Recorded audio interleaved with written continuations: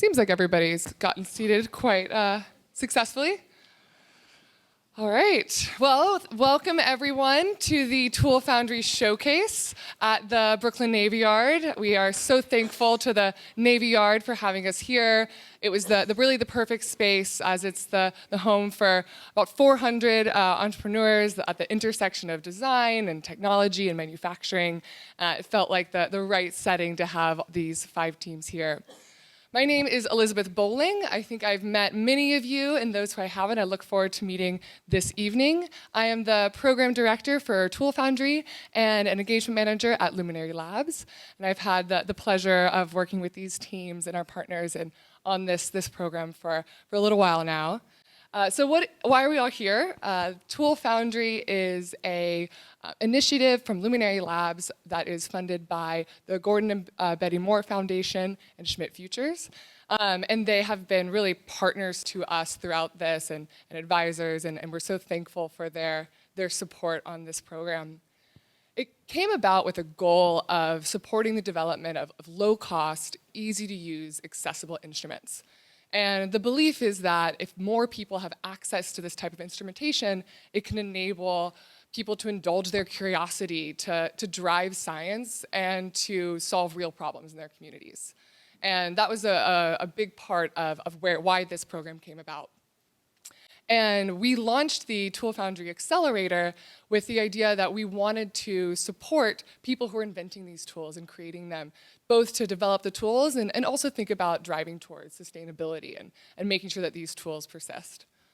And so about 4 months ago, back in April, we launched the Accelerator, asking for people to apply to this new thing. And we got over 75 applications and had an amazing expert selection committee, many of whom were in this room, narrow that group down to the 5 people who are here.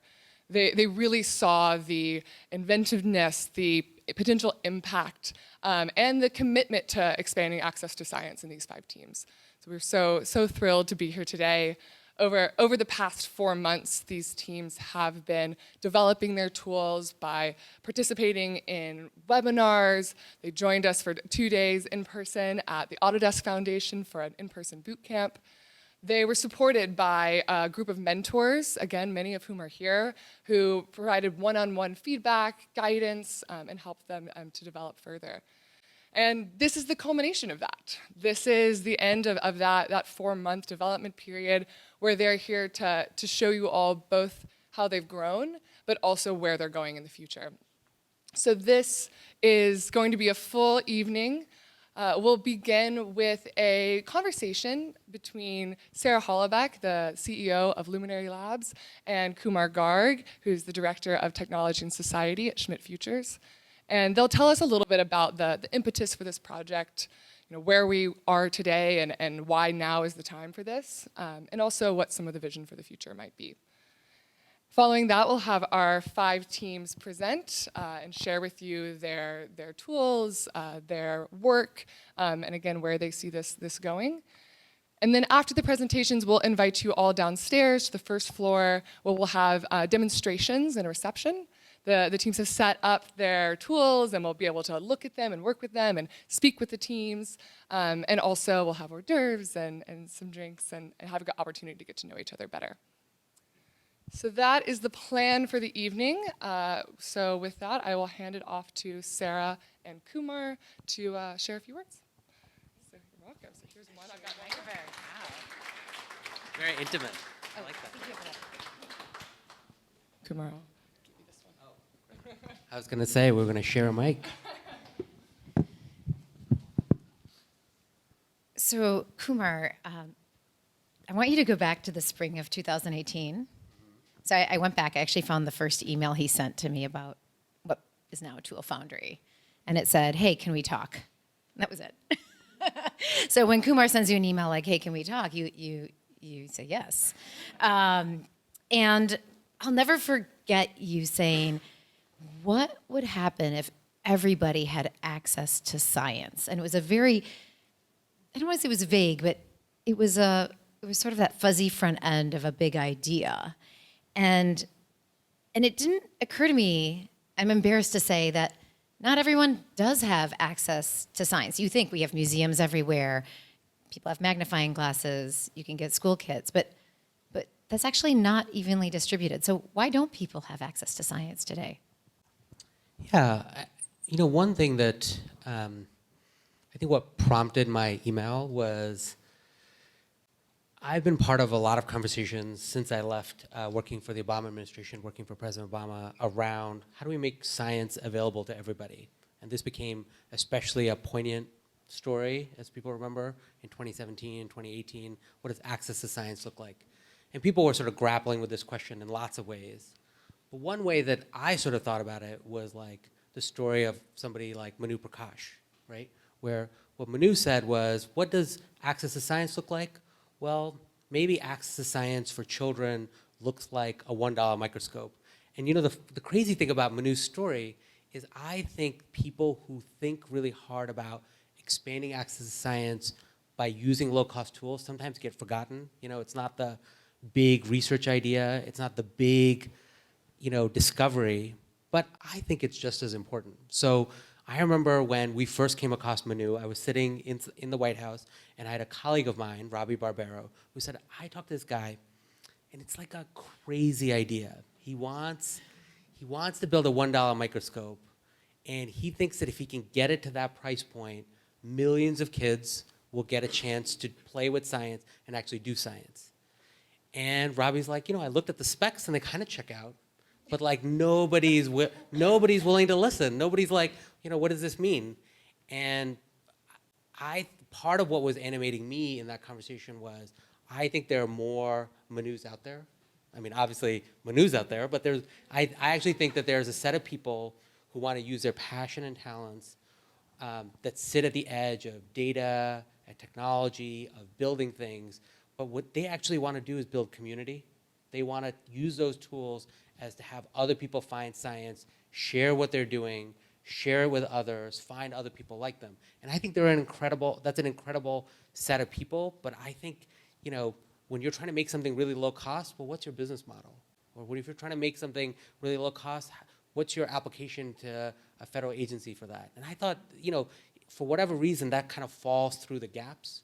And I thought this was a really powerful time for us to both lift up some of those stories, but also find the next generation of folks who might be doing this kind of work. And so I was like, one thing that I really appreciate about Sarah, and we go back, is,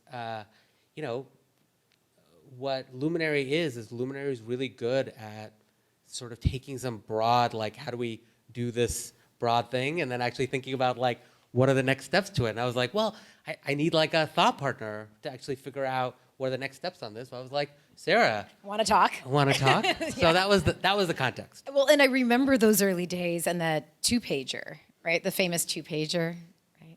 We always start with a 2-pager. They always start with a 2-pager, and that 2-pager probably had like 10 different, maybe 20 different iterations. And it occurred to me that there are a number of things that could be addressed if we do democratize science.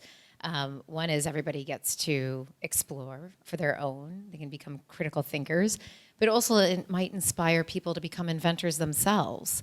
And when we looked into the data, I remember one of the first things I started researching after we spoke was, who gets to be an inventor? Just check it out. There's this great Atlantic article. It's very depressing. So on a lighter note, what is possible when people have access to science? You've mentioned a few things.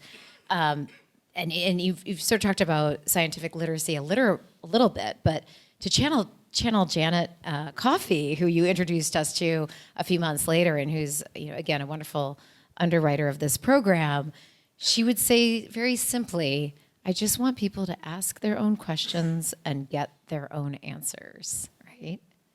So why is that important? Yeah. So the Moore Foundation, and I think there's a couple of more folks that are here. So you should come find and talk to them. So Moore Foundation has actually been an incredible partner and leader in this effort. They've actually been investing in this area along with the Sloan Foundation and others for quite a number of years. And part of Janet and I have now worked together for many years. One of our first set of projects that we did was, could you actually create a 21st century chemistry set? And the reason why we got excited about this idea was there's lots of scientists. There's a paper that got published that said, I don't know if anyone's come across it, eyeballs in the fridge. Has anyone seen this paper? research paper. So basically what they did was they interviewed all these scientists and they said, what was like the moment in your childhood that really turned you on into science?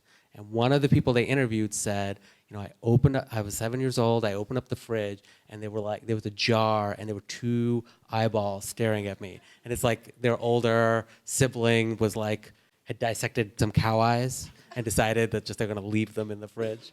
And just the image of the cow eyes was what was the moment. And, the paper, and I was like, what is the thing? And so the other thing that they said was, blowing up things using a chemistry set. And, for lots of reasons, mostly you don't want to get sued, there's the modern chemistry set does not allow you to blow anything up. And so we said, but we've progressed. We want to make science inclusive. We want to think about lots of different ways. What does a 21st century chemistry set look like? And so I think one of the things that animates the Moore Foundation and Janet specifically and her team has been this idea that one of the big things that we have, and it's a real universal quality, is curiosity. We are curious people, we're curious beings, but there's this weird aspect in society that some people get to act on their curiosity, and some people it's well, that was when you were younger. And part of what you're doing when you're building really powerful tools and saying everybody gets to use them is you get to give that back, and you get to tap into that notions of curiosity. And I think it's a powerful idea, and then there's been actually a range of projects that they've invested in that sort of keep pushing at this idea of scientific exploration, scientific curiosity. And I think, the nice way that it was for us to pair up together is, I often think about tools as a strategy. It's a way of getting progress. If you care about, something I'm personally obsessed with how much lead there is in the environment and not enough people are working on it.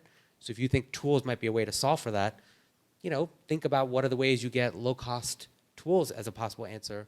But I also think this idea of curiosity as a universal idea that you can tap into is a powerful one. You guys are definitely complimentary. I will tell you that. So the only thing standing between this audience and these demos is us getting off the stage. But real quickly, we're about to hear from 5 teams, as Elizabeth described, who spent better part of this year iterating their prototypes. And it's just been an incredible journey to watch them grow and flourish. And they are so smart, it makes your brain hurt in such a good way. So rapid fire, what gets you excited? And I'm gonna kind of talk about them quickly and you tell me where, whatever you're thinking. Accessible biomedical imaging. So, the part about that really jumped out to me was just this idea that it used to be when MRIs and other biomedical imaging technology first showed up, it was really bad. It did very little of what technology can do today. And so this idea that we are not at the end of history, and people who are trying to develop new ways of doing biomedical imaging might be using, different frequencies. It's just an interesting area that it's audacious in the best kind of way. Super audacious, and that's Spectra from Mind's Eye Bio. Improved malaria detection. So I think this is the project where if everything that the Octopi team and Manu and his team pull off what they want to do could save thousands of lives, change what people think is happening when it comes to frontline healthcare in all these settings. So I'm just excited about they've made a ton of progress, and I think the next 12 months are going to be this critical period around what does deployment in the field look like. And so I'm excited for where they are, but also for what this potential in the future can look like. Okay, from On Target Cards, high quality water testing. So I have to say one thing that I just love about On Target is, and it's the thing that when they first presented, it just jumps out to you, is that something, when Steve Jobs was presenting the iPhone, it's just you're oh yeah, of course.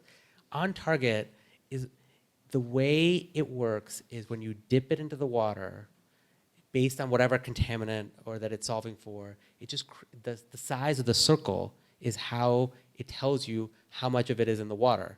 Versus what everyone has done before, which is you dip the thing in the water and it's some color of red. and that it's your job to get some other thing that's like, if it's that red, that's what it means. And that's like how every dipping thing has been. And then they said, well, what about if it's just based on how big the circle is? That's what the contaminant level is. And I just think that like there's a level of simplicity and brilliance there that's just like super cool. Okay, from Phallus, increased engagement with biology. So, I mean, I think when I used to run the White House Science Fair, a ton of the project the students were working on and worked on because they were interested in biology. Some of them had, family members that had come, had experiences. They wanted to work on this work. Access to, all of them said, I got a chance to work with this professor after like 199 rejection letters. Like there's this huge sort of barrier to access to equipment when it comes to wanting to do this work. So I think, again, they're on the sort of audacious end, but if they can sort of actually make it easier for people to be able to do some of these experiments without being able to have access to the lab equipment, it'll be powerful. And last but not least, make it so and precision experimentation. So the funny thing about Make It So is that, I don't know if you guys, Sarah told me this story, which is that they actually had one of their parts break today, and then they used Make It So to build the part that they were making, which is like very cool and meta. But I think part of what they're trying to do is actually say like, how can we be the common technology and platform for lots of other makers to do their work? And I think that's just a powerful idea. And so I'm curious about both where they are and how other people in this room grew out to what they're doing. So I want to, because I may not get a chance again, to really thank the Luminary team, because they've been incredible. They put up with 2 opinionated funders and a whole field that is active but doesn't take advice particularly well. And thank them for putting on this incredible program. And Sarah, you especially. Oh, thank you. And thank you for Elizabeth. making this possible. And I'm really Elizabeth for making it real. All right.